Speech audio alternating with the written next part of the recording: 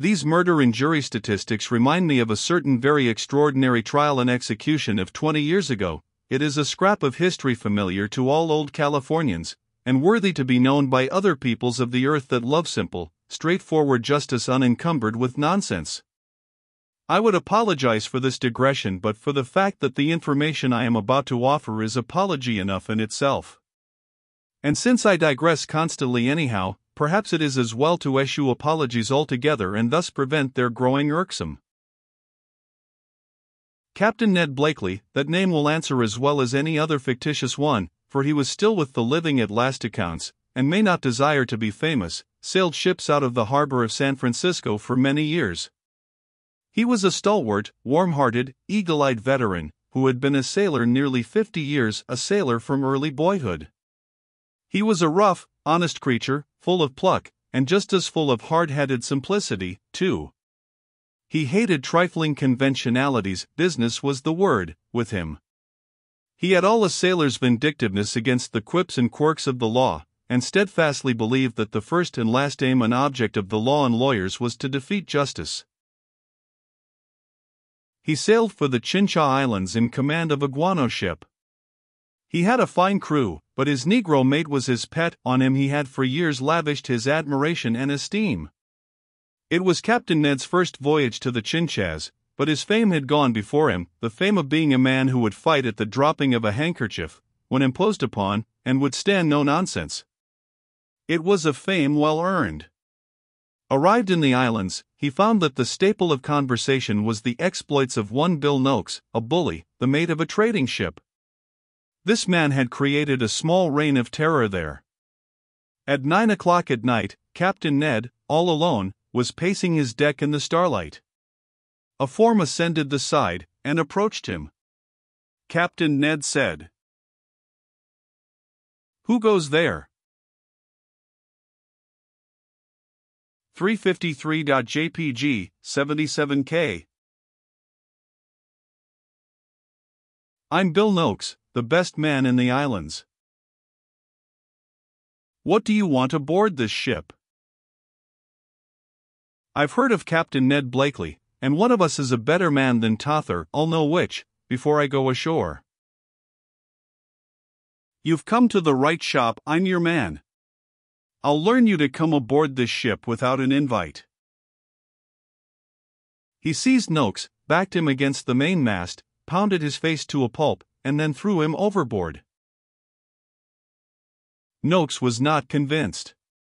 He returned the next night, got the pulp renewed, and went overboard head first, as before.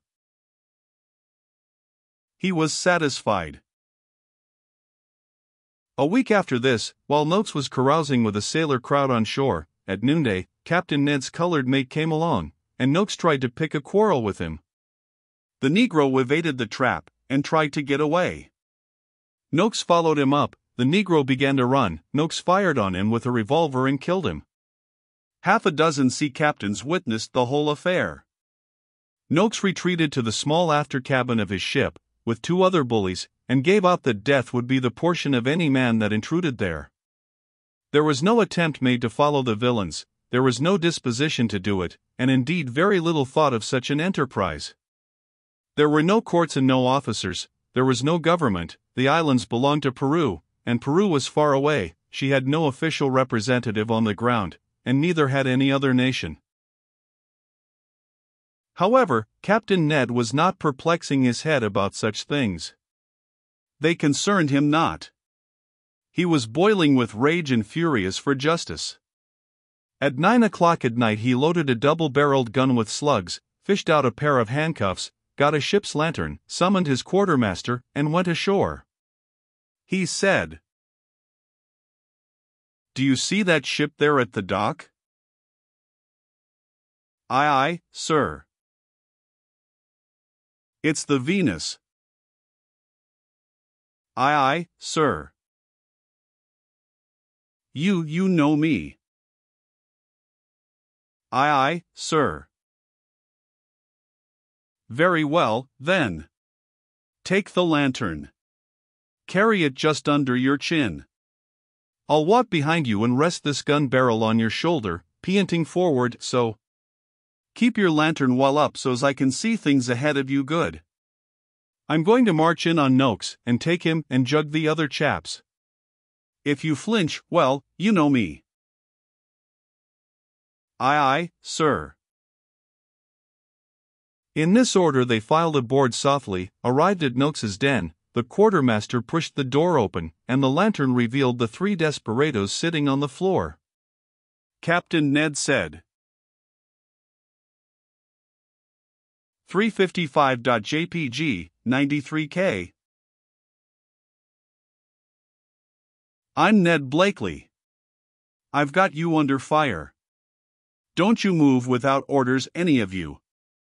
You two kneel down in the corner, faces to the wall, now. Bill Noakes, put these handcuffs on, now come up close. Quartermaster, fasten M. All right. Don't stir, sir. Quartermaster, put the key in the outside of the door. Now, men, I'm going to lock you two in, and if you try to burst through this door, well, you've heard of me. Bill Noakes, fall in ahead, and march. All set. Quartermaster, lock the door. Noakes spent the night on board Blakely's ship, a prisoner under strict guard. Early in the morning Captain Ned called in all the sea captains in the harbor and invited them, with nautical ceremony, to be present on board his ship at 9 o'clock to witness the hanging of Noakes at the yardarm. What? The man has not been tried. Of course he hasn't. But didn't he kill the nigger? Certainly he did, but you are not thinking of hanging him without a trial? Trial. What do I want to try him for, if he killed the nigger? Oh, Captain Ned, this will never do. Think how it will sound. Sound be hanged. Didn't he kill the nigger? Certainly, Captain Ned, nobody denies that, but... Then I'm going to hang him, that's all. Everybody I've talked to talks just the same way you do. Everybody says he killed the nigger, everybody knows he killed the nigger, and yet every lubber of you wants him tried for it. I don't understand such bloody foolishness as that. Tried. Mind you, I don't object to trying him if it's got to be done to give satisfaction, and I'll be there, and chip in and help, too, but put it off till afternoon, for I'll have my hands middling full till after the burying. Why, what do you mean? Are you going to hang him anyhow and try him afterward? Didn't I say I was going to hang him? I never saw such people as you. What's the difference? You ask a favor, and then you ain't satisfied when you get it. Before or after's all one, you know how the trial will go. He killed the nigger. Say, I must be going. If your mate would like to come to the hanging, fetch him along. I like him. There was a stir in the camp. The captains came in a body and pleaded with Captain Ned not to do this rash thing. They promised that they would create a court composed of captains of the best character, they would impanel a jury, they would conduct everything in a way becoming the serious nature of the business in hand, and give the case an impartial hearing and the accused a fair trial. And they said it would be murder, and punishable by the American courts if he persisted and hung the accused on his ship. They pleaded hard. Captain Ned said, "Gentlemen, I'm not stubborn and I'm not unreasonable. I'm always willing to do just as near right as I can. How long will it take?" Probably only a little while. And can I take him up the shore and hang him as soon as you are done? If he is proven guilty, he shall be hanged without unnecessary delay. If he's proven guilty. Great Neptune, ain't he guilty? This beats my time. Why, you all know he's guilty. But at last they satisfied him that they were projecting nothing underhanded. Then he said, Well, all right. You go on and try him, and I'll go down and overhaul his conscience and prepare him to go, like enough he needs it, and I don't want to send him off without a show for hereafter. This was another obstacle.